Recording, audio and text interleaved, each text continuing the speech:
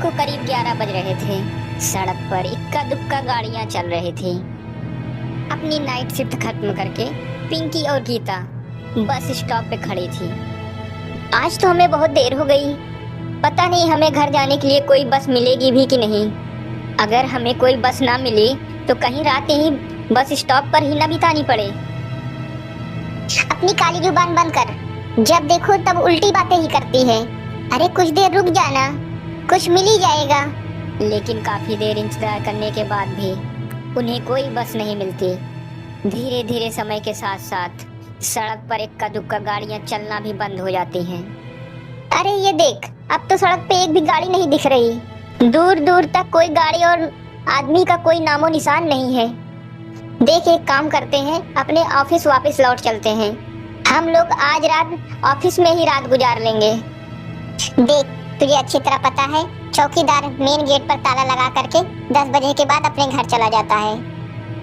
Office जाने का कोई फायदा नहीं है। मुझे सुनसान सड़क को देख मुझे बड़ी घबराहट हो रही है। एक काम करना, उसी चौकीदार के घर चलते हैं। वो भी तो परिवार वाला है, हम बेफिक्र होकर के आज रात उसके घर पर रुक सकते हैं। अरे पागल, चौकीदार 10 बाई 10 की खोली में रहता है। उसके 4 बच्चे हैं। भला वो अपने घर में कौन सी जगह देगा। और अब ना तू बेकार की बातें बंद कर और शांति से खड़ी रहे, शायद कोई लिफ्ट ही मिल जाए। फिर काफी देर इंतजार करने के बाद आखिरकार एक बस आकर के उनके सामने रुकती है। बस का दरवाजा खोल कंडक्टर उन दोनों से कहता है, कहिए कहाँ जाना है आप दोनों को? देखिए मेरी पूरी बस खाली पड़ी है, मैं आप दोनों को आपके ठिकाने पे छोड़ दूंगा। इतना कह के कंडक्टर पिंकी लोगों का कहना है कि कुछ महीने पहले इसी तरह अंधेरी रात में बस के एक जवान लड़की की हत्या कर दी थी। और इस बस का है, कहीं ये वही बस तो नहीं? कंडक्टर गीता की बात सुन लेता है और मुस्कुराते हुए कहता है, देखिए मेम साहब, उस घटना के बारे में मैंने भी सुना है।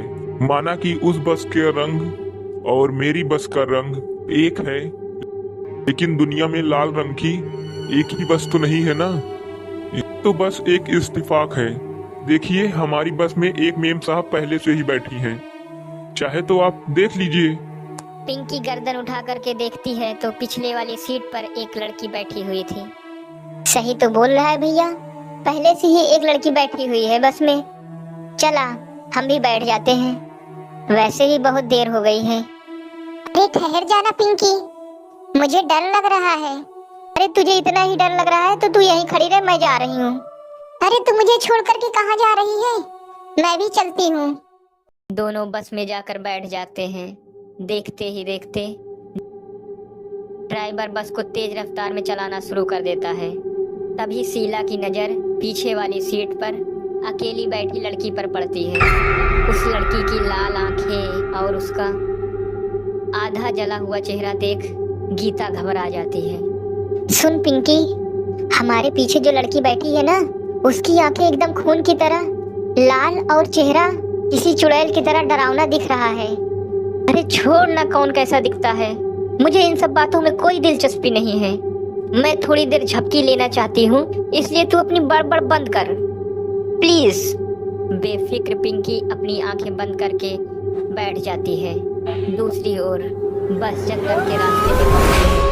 चारों तरफ घना अंधेरा और साथ में जंगलों में रहने वाले जानवरों की आवाज, डरावनी आवाजें गीता को और भी ज्यादा डराए जा रही थी। थोड़ी ही देर में बस एक बरगद के पेड़ के पास से गुजरती है। तभी अचानक एक बरगद के पेड़ पर बैठी बिल्ली कूद गई और वह गीता के गोद में आ गई। मर गई रे, बचाओ मुझे, कोई बचाओ। गीता के चिल्लाने की वजह से पिंकी की आंख खुल जाती है और वो भी घबरा कर इधर उधर देखने लगती है। अभी पीछे वाली सीट पर बैठी लड़की उठकर गीता के पास आती है और बिना कुछ कहे गीता की गोद से बिल्ली को उठा उसे सहलाते हुए उससे अपने गोद में वापस अपनी सीट पर जाकर बैठ जाती है।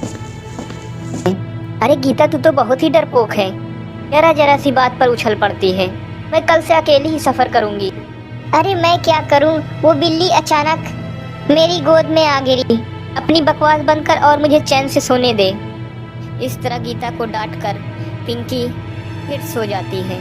तभी अचानक जोरदार ब्रेक लगाकर बस को रोकता है। गीता खिड़की से बाहर झांक कर देखती है तो सड़क के किनारे एक काला आदमी खड़ा दिखाई देता है।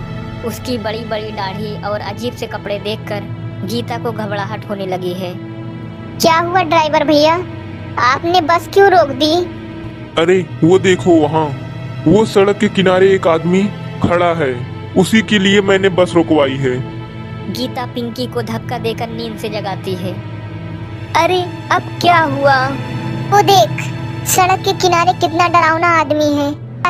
उसका अजीबोगरीब हुलिया देखकर जैसे लगता है शैतान खड़ा हो। अब गीता की तरह पिंकी भी उस आदमी को देखकर थोड़ा डरने लगती